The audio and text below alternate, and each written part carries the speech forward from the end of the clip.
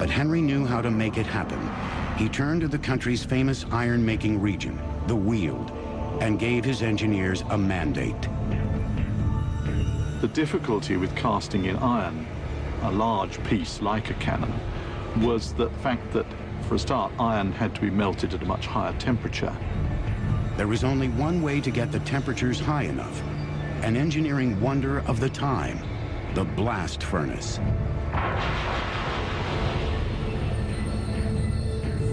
First, workers poured wood and iron ore into the top of a 20-foot tall stone furnace. A water wheel powered a large bellows that pumped air into the fire, stoking it until it reached an incredible 2,200 degrees, hot enough to melt the iron. Workers then opened a tap at the base of the furnace. A stream of hot molten iron poured down a trough and filled a cannon mold buried deep in the ground. It was a very big undertaking, and it was very pressured as well. You had, of course, charcoal burners who produced the charcoal in the woods around the furnace. You had laborers who dug the iron ore from pits in the ground. You had teams of laborers bringing wagon loads of ore and charcoal to the furnace. Over the next few centuries, the Weald's iron cannons became the envy and dread of every other European ruler. The transformation is tremendous. It gave England power and a technological edge that no other European power could match.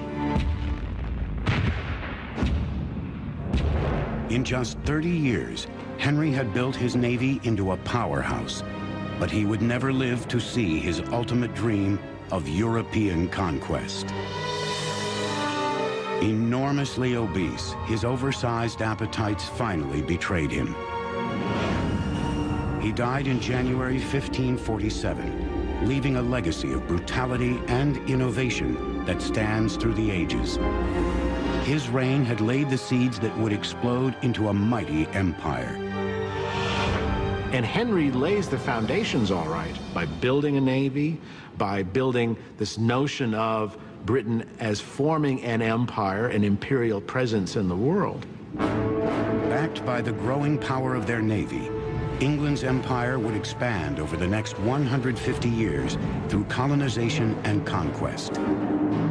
By the mid-18th century, Britain controlled parts of India, Africa, the West Indies, and North America. But two major threats to the burgeoning empire loomed ahead, and the king who would fight them, George III, would also be battling demons of his own. It's always talked about as his madness. It was a physical illness that he had, but the effect was that it affected his brain. George first slipped into madness in 1788, 7 years after suffering a withering blow.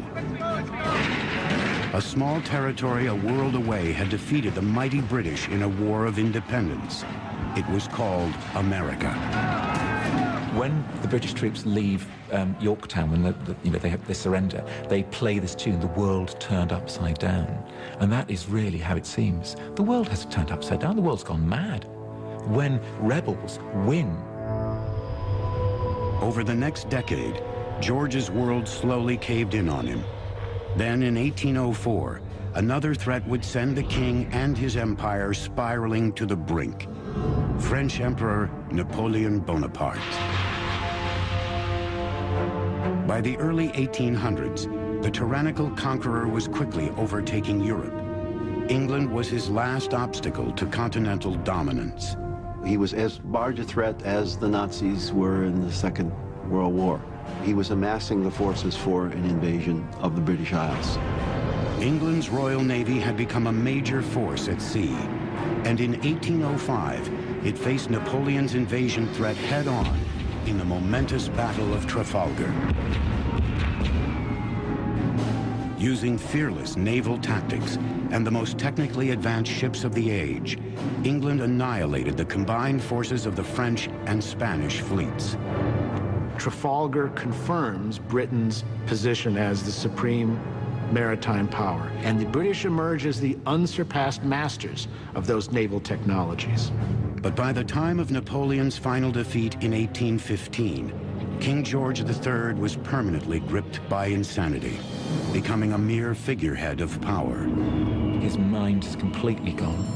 His eyesight goes as well, and he wanders up and down the corridors of Windsor Castle, has to be fed like a baby.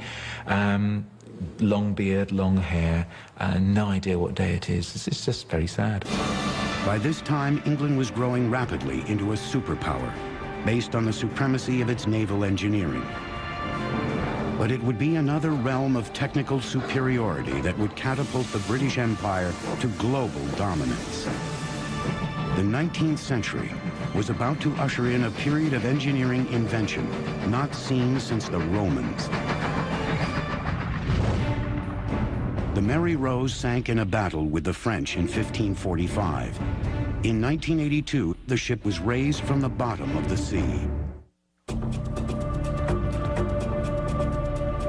By the 19th century, Britain had developed into an industrial titan, bursting with wealth. Its monumental success came from a period of staggering technological invention that swept across the empire and then dominated the globe. It's hard to think of a period in history where you had so much creativity in terms of technology, so much willing to experiment with the possibilities of what you can do with machines, what you can do with engineering, what you can do with architecture. In the past, empires had been built by hand. Now the British would dominate their territory with machines. Engineering innovations like cast iron and the turning of a warship into a single ballistic offensive entity with guns transformed the English Navy. And that Navy transformed England into an empire. And that military and commercial empire that spread from Europe to Asia, from the Americas to Africa, dominated the seas. But what about the land? Because by the early 1800s, Britain was jumping with productivity, but lacking in means of overland distribution.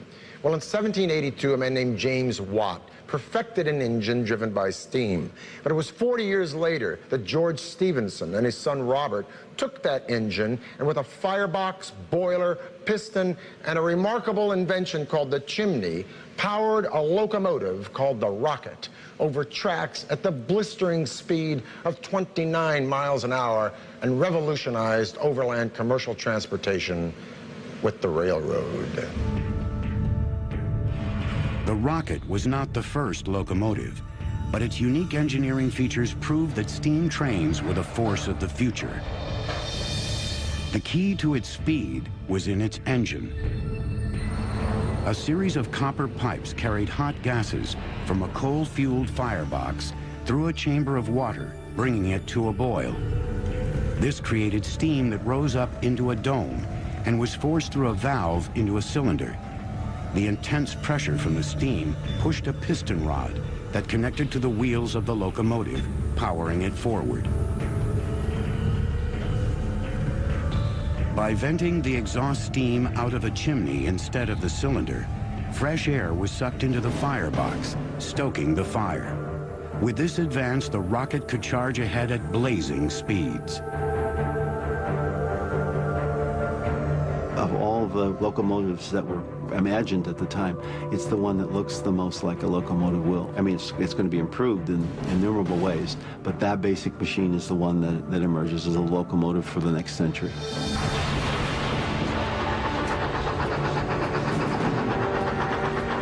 The race was on to build railroads across Britain. And in 1833, a brilliant and brash engineer rose to prominence when he entered the railroad game.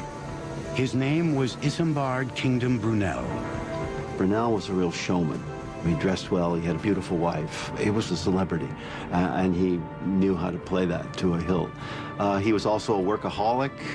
He had a very difficult time delegating.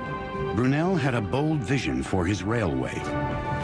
It would be the most ambitious project to date, a massive network of railroads connecting all of England together. He called it the Great Western Railway, and he was determined to make it the fastest line ever created. He wanted a track which was on a very, very shallow gradient so that the trains would be able to travel that much faster. The need for speed meant going through mountains rather than over them, and this led to his greatest engineering marvel. Today, it is known as the Box Tunnel. It was necessary, essentially, to chisel through rock, and the length of the tunnel was something like 1 3/4 miles, which was really astonishing for this time. That's a really serious tunnel, even by today's standards. Brunel amassed hundreds of Irish workers called navvies to dig the tunnel. They began by sinking a series of shafts from the top of the hill. Gunpowder was used to blast through the rock. Then the navvies were lowered in baskets down the shaft, where they excavated the materials with basic hand tools. Horses turned winches that pulled the material to the top of the hill. It was a slow, painful, and sometimes quite a dangerous process, of course. And there were fatalities on the box tunnel during its construction. Lots of dust, lots of grime, and when the explosions were going off, the risk of flying rock. After 4 years of work that claimed more than 100 lives, the box tunnel was finished. The Great Western Railway finally opened in 1841. Trains still run through the box tunnel to this day. The railway mania that Brunel helped ignite eventually spread to the rest of the empire, tightening England's stranglehold on power around the world. Railways in the middle of the 19th century, first in England and then wherever they spread, they're sources of just incredible wonder.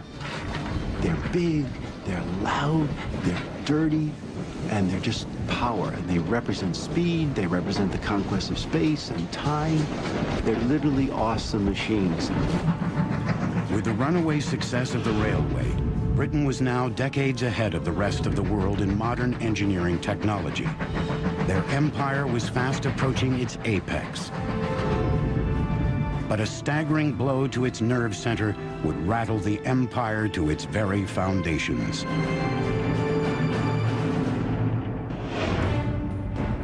The first person to be killed by a train was a member of Parliament. He was struck by the rocket in 1830.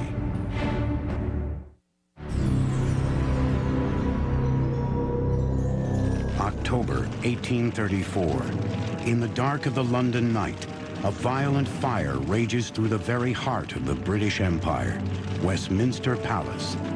For centuries, this complex of buildings had been the command center of British power and a towering symbol of its strength.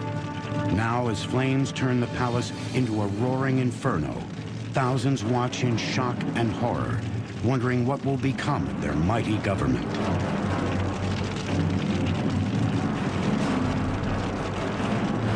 The fire of 1834 had dealt a devastating blow to the political nerve center of the British Empire. Westminster Palace had stood in some form or another since the late 11th century during the time of William the Conqueror. And now these ruins had the British people wondering, would Parliament ever meet again in this place?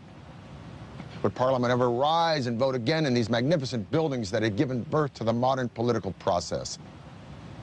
Well, a royal commission was appointed to decide this very thing, and the royal commission decided, yes, Parliament would be reconstructed in this place.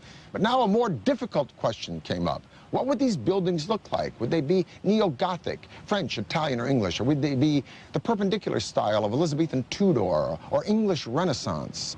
A sort of a civic war happened for 2 years until 1836. The Royal Commission, over 97 proposals, chose the plan of a man named Charles Barry, who was a fan of the Italian Renaissance, but he combined those elements with neo-Gothic, and he gave us this. The Houses of Parliament we have today, a sort of a mishmash of styles, but a stunning mishmash nonetheless.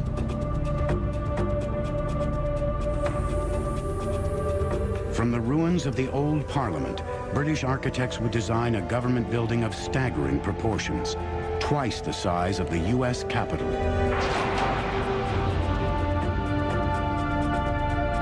Constructed of sand-colored limestone,